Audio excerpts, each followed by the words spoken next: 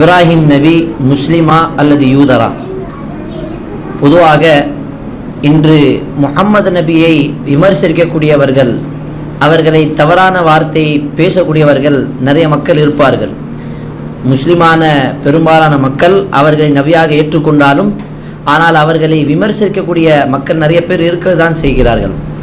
அதே போன்று நபிகளில் ஒரு நபி, நபிமார்களுக்கெல்லாம் தந்தை சொல்லக்கூடிய அபுல் அம்பியா என்று சொல்லலாம். அவர்தான் இப்ராஹிம் அலைஹிஸ்ஸலாம். அவர்களுடைய சந்ததிகள் நிறைய மக்கள் இந்த உலகத்தை ஆட்சி செய்தார்கள்.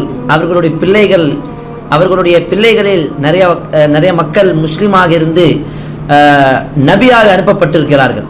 அப்படிப்பட்ட இப்ராஹிம் நபி அவர்களை இன்று எல்லா சமுதாயமும், யூதராக இருக்கட்டும், கிறிஸ்தவராக இருக்கட்டும், முஸ்லீமாக இருக்கட்டும், அனைவரும் அவர்கள் எங்களை சார்ந்தவர்கள், எங்களுடைய தலைவர்கள், எங்களுடைய கொள்கையை ஏற்றக்கூடிய ஒரு நபராக இருக்கக்கூடியவர் அப்படின்னு அவர்களை புகழ்ந்து பேசுகிறார்கள். அதற்கு காரணம் அல்லாஹ் திருமறை குர்ஆனிலே கூறுகின்றான். 2வது அத்தியாயத்தில் அல்லாஹ் சுப்ஹானஹு வ தஆலா சொல்லக்கூடிய வார்த்தை என்ன?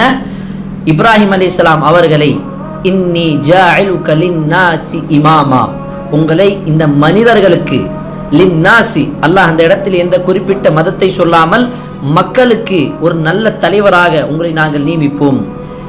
அதனால தான் இன்று எல்லா சமுதாயமும் இவர்கள் இப்ராஹிம் என்பவர் எங்களுடைய தலைவர் என்று சொல்லுகிறார்கள்.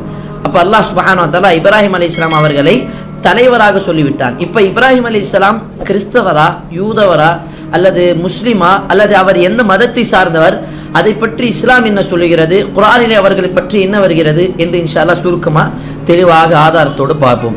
முதலாவது, இறைவேதத்தில் குர்ஆனில் அல்லாஹ் சுப்ஹானஹு வ தஆலா சொல்லுகின்றான். சூரத்துல் மரியம் 19வது அத்தியாயத்தில் வஸ்குர் ஃபில் கிதாபி இப்ராஹிம், இந்த புத்தகத்தில், இந்த வேதத்தில் இப்ராஹிம் அலைஹிஸ்ஸலாம் அவர்களுடைய சம்பவமும் இருக்கிறது. இன்னொரு இடத்தில் அல்லாஹ் கூறுகின்றான், வத்லு அலைஹிம் நப இப்ராஹிம், இப்ராஹிம் அலைஹிஸ்ஸலாமுடைய சம்பவத்தை மக்களுக்கு நீங்கள் எடுத்து சொல்லுங்கள் நபியே. அல்லாஹ் இப்ராஹிம் அலைஹிஸ்ஸலாம் அவர்களுடைய சம்பவத்தை முஹம்மது நபியின் மூலமாக மக்களுக்கு எடுத்து வைக்கிறான். ஏன்னா பைபிளிலும், இன்ஜீலிலும், தௌராத்திலும் நபி இப்ராஹிம் அலைஹிஸ்ஸலாமை பற்றி தெரியாத சில விஷயம் இறுதி வேதத்தில் குர்ஆனில் அல்லாஹ் சுப்ஹானஹு வ தஆலா தெளிவாக சில விஷயங்களை சொல்லியிருக்கிறான். இப்ராஹிம் நபி அலைஹிஸ்ஸலாம் அவர்களை பற்றி என்ன வருகிறது? வஸ்குர் ஃபில் கிதாபி இப்ராஹிம் இன்னஹு கான சித்தீகன் நபிய்யா, அவர்கள் உண்மையான நபியாக, தூதராக இருக்கக்கூடியவர். உண்மையான தூதர் என்று சொன்னால் அவர் அல்லாஹ்வுடைய இறை தூதர். முஹம்மது நபி ஸல்லல்லாஹு அலைஹி வஸல்லம் கடைசி இறை தூதர். அதே போன்று ஒரு இறை தூதர் முஹம்மது நபி ஸல்லல்லாஹு அலைஹி வஸல்லம் அவர்களுடைய தந்தையில் ஒருவர் யார்? இப்ராஹிம் அலைஹிஸ்ஸலாம். அவர் கிறிஸ்தவரும் கிடையாது, யூதரும் கிடையாது. இதை எப்படி சொல்லுகின்றேன், யார் சொல்லுகின்றேன் என்று சொன்னால் நான் சொல்லவில்லை. அல்லாஹ் சுப்ஹானஹு வ தஆலா சூரத்துல் ஆல் இம்ரான் 3வது அத்தியாயத்தில் கூறுகின்றான், மா கான இப்ராஹீம் யஹூதிய்யன் வலா நஸ்ரானிய்யன் வலாக்கின் கான ஹனீஃபம் முஸ்லிமா வமா கான மினல் முஷ்ரிகீன். அல்லாஹ் சுப்ஹானஹு வ தஆலா இறைவன் நம்மை என்ன சொல்லுகின்றான் இந்த வசனத்தில்? இப்ராஹிம் என்பவர் அந்த நபி, அவர் யூதரோ கிறிஸ்தவரோ கிடையாது, மாறாக ஹனீஃபம் முஸ்லிமா, அல்லாஹுக்கு, இறைவனுக்கு முற்றிலும் சரணடைந்த ஒரு நல்ல முஸ்லிமாக இருந்தவர். வமா கான மினல் முஷ்ரிகீன், அவர் இறைவனுக்கு இணை வைக்கவில்லை, ஒருபோதும் இறைவனுக்கு துணையாக்கவில்லை. அப்படிதான் இறைவசனம் சொல்லுகிறது. அதனால்தான் பல வசனங்களில் இறை தூதர் முஹம்மது நபிக்கு சொல்லப்பட்ட வசனம் என்ன தெரியுமா? இத்தபி மில்லத்த இப்ராஹிம், நீங்கள் இந்த இப்ராஹிம் இருக்கிறார் அவருடைய மார்க்கத்தை பின்பற்றுங்கள். இத்தபி மில்லத்த இப்ராஹிம் ஹனீஃபா வத்தஹதல்லாஹு இப்ராஹிம் ஹலீலா. 4வது அத்தியாயம் சூரத்துன் நிசாவுடைய வசனம். அல்லாஹ் கூறுகின்றான், நபி முஹம்மதே, நீங்கள் நபி இப்ராஹிம் அலைஹிஸ்ஸலாம் அவர்களுடைய கொள்கையை, அவர்களுடைய மார்க்கத்தை பின்பற்றுங்கள். ஏன்? வத்தஹதல்லாஹு இப்ராஹிம் ஹலீலா, இறைவன் முஹம்மது நபி ஸல்லல்லாஹு அலைஹி வஸல்லம் அவர்களுக்கு சொல்லக்கூடிய வார்த்தை இது. இறைவன் அல்லாஹ் இந்த இப்ராஹிம் நபியை தன்னுடைய நெருங்கிய நண்பராக, ஹலீலுன், அரபியில் ஹலீல் என்று சொன்னால் பெஸ்ட் ஃப்ரெண்டு சொல்லுவாங்க. ஜமீலுன்னா தோழன், ஹலீலுன்னா பெஸ்ட் ஃப்ரெண்டு. அல்லாஹ் இந்த இறை தூதர் இப்ராஹிம் அலைஹிஸ்ஸலாம் அவர்களை பெஸ்ட் ஃப்ரெண்ட் ஆக்கிட்டான். வத்தஹதல்லாஹு இப்ராஹிம் ஹலீலா. தூதர்களில் 5 தூதர்களுக்கு உலுல் அஸ்ம், மிக அதிகமான சிறப்புள்ள நபிமார்கள், அந்த உலுல் அஸ்ம் சொல்லக்கூடிய நபிமார்களில் முதலாவது யாரு? இப்ராஹிம் அலைஹிஸ்ஸலாம், நூஹ் அலைஹிஸ்ஸலாம், மூசா அலைஹிஸ்ஸலாம் ஈசா அலைஹிஸ்ஸலாம், முஹம்மது நபி ஸல்லல்லாஹு அலைஹி வஸல்லம். அப்போ இந்த 5 தூதர்கள் இருக்கிறார்கள். அதில் முதன்மையானவர்கள், பழமையானவர்கள் இப்ராஹிம் அலைஹிஸ்ஸலாம், அதுவும் ஒன்று. அப்போ இப்ராஹிம் அலைஹிஸ்ஸலாமை பற்றி குர்ஆனிலே நிறைய சம்பவங்கள், நிறைய விஷயங்கள் அல்லாஹ் சுப்ஹானஹு வ தஆலா கூறியிருக்கிறான். அவர்கள் ஒரு இறை தூதர், அவர்களுக்கு ஒரு சுஹுஃப் இப்ராஹிம் வ மூசா, சூரத்துல் ஆலாவுடைய வசனம் 91வது அத்தியாயம் அல்லாஹ் கூறுகின்றான், மூசா நபிக்கும் இப்ராஹிம் நபிக்கும் ஒரு சுஹுஃபை, ஒரு சிறிய புத்தகத்தை நாங்கள் அவர்கள் கொடுத்தோம். அதில் இஸ்லாமிய சட்டங்கள் இருந்தது. அவர் ஒரு நல்ல முஸ்லிமாக இருந்தவர். அவர் இஸ்லாமிய மார்க்கத்தை பின்பற்றக்கூடியவர்கள்.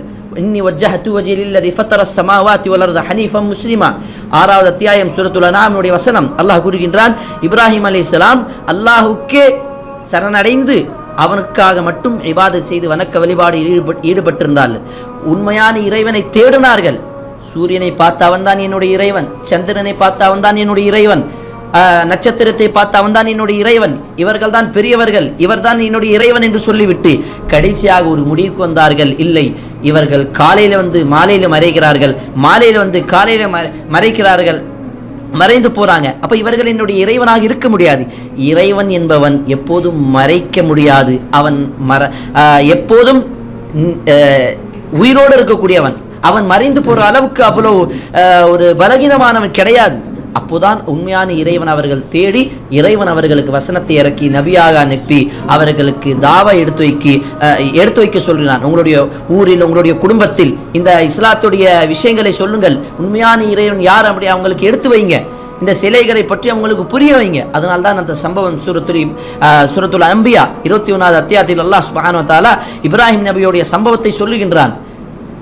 உங்களுக்கு நேரம் கிடைச்சது அப்படின்னு சொன்னா இந்த குர்ஆனுடைய 21வது அத்தியாயத்தில் 30லிருந்து 40 வசனம் வரை இந்த வசனங்களை நீங்கள் படித்தால் உங்களுக்கு தெரியும், இப்ராஹிம் நபி அவர் உண்மையான முஸ்லிமாக எப்படி மாறினார்கள், அவர் உண்மையான முஸ்லிமாக மாறின பிறகு என்ன மாற்றத்தை கொண்டு வந்தார்கள், தன்னுடைய சமூகத்திற்கு என்ன ஒரு விஷயத்தை சொல்ல வந்தார்கள். அந்த விஷயத்தை கண்டிப்பாக படிங்கள். அதே போன்று அல்லாஹ் இந்த விஷயத்தையும் சொல்லுகின்றான், யார் இப்ராஹிம் நபியுடைய மார்க்கத்தை பின்பற்றவில்லையோ அவன் ஒரு மடையனாக தான் இருக்க முடியும், அவன் ஒரு பைத்தியக்காரனாக தான் இருக்க முடியும்.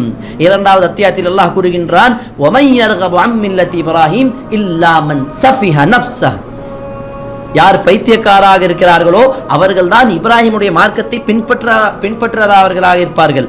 இப்ராஹிம் நபியை பின்பற்றக்கூடியவர்கள் அவர்கள் அந்த மாதிரி விஷயங்களை செய்ய மாட்டார்கள். அவர்கள் சிலை வணக்கத்தில் ஈடுபட மாட்டார்கள். அவர்கள் அல்லாஹுக்கு துணை வைக்க மாட்டார்கள். அவர்கள் அல்லாஹுக்கு இணை வைக்க மாட்டார்கள். அல்லாஹுக்கு நிகரமாக யாரையும் ஆக்க மாட்டார்கள்.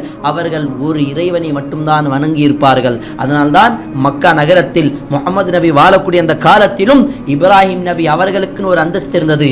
காஃபிர்கள், அல்லாஹ்வை நிராகரிக்கக்கூடிய மக்கள் அந்த இப்ராஹிம் நபிக்கும் ஒரு சிலை வைத்தார்கள். ஆனால் முஹம்மது நபி ஸல்லல்லாஹு அலைஹி வஸல்லம் சொன்னார்கள், இப்ராஹிம் நபி இதை தான் உடைத்தார்கள், இந்த சிலை வணக்கத்தை தான் தடுத்தார்கள் என்று சொல்லி மக்கா வெற்றிய தினத்தில் இப்ராஹிம் அலைஹிஸ்ஸலாமுடைய சிலையை முஹம்மது நபி ஸல்லல்லாஹு அலைஹி வஸல்லம் உடைத்து சொன்னார்கள். இப்ராஹிம் நபி சொன்னக்கூடிய வார்த்தை, வ அன அவ்வலுல் முஸ்லிமீன், எனக்கு சொல்லப்பட்ட வசனம் என்ன, எனக்கு கட்டளையிடப்பட்ட வசனம் என்ன, லா ஷரீக லஹ், அல்லாஹுக்கு யாரும் இணை இல்லை, அல்லாஹுக்கும் யாரும் துணை இல்லை, வபிதாலிக உமிர்து, எனக்கு இப்படிதான் கட்டளையிடப்பட்டது, வ அன அவ்வலுல் முஸ்லிமீன், நான் இஸ்லாத்தை முதலில் ஏற்றக்கூட ஒரு மனிதனாக இருக்கின்றேன். வல்ல ரஹ்மான் அனைவருக்கும் இப்ராஹிம் நபியுடைய மார்க்கத்தை பின்பற்றி இந்த உலக வாழ்க்கையில் அந்த ஒரே இறைவனை வணங்கி வாழக்கூடிய அந்த நல்ல பாக்கியத்தை நம் அனைவருக்கும் தந்த அருள் புரிவானாக. ஆமீன்.